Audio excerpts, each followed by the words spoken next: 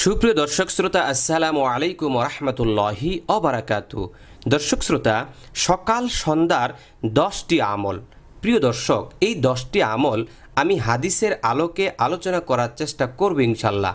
তবে শর্ত হলো প্রথম থেকে শেষ পর্যন্ত আপনাদের দেখতেই হবে, কারণ এই 10টি আমলের মাধ্যমে আপনি আল্লাহ তাআলার নৈকট্য অর্জন করতে পারবেন ইনশাল্লাহ।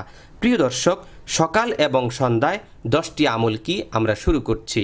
প্রথমত হলো, যে ব্যক্তি সূরা ইখলাস, সূরা ফালাক ও সূরা নাস সকালে 3 বার এবং সন্ধ্যায় 3 বার পাঠ করবে, এটি তার সকল বিষয়ের জন্য যথেষ্ট হয়ে যাবে। দর্শক শ্রোতা, সকাল এবং বিকাল আপনি এই 3টা সূরা পাঠ করবেন, তাহলে এই 3টি সূরা আপনার জন্য যথেষ্ট হয়ে যাবে ইনশাল্লাহ। সূরা ইখলাস, সূরা ফালাক এবং সূরা নাস। প্রিয় দর্শক, সূরা ইখলাস, সূরা ফালাক এবং সূরা নাস আমি পড়ছি, আপনারা শুনুন।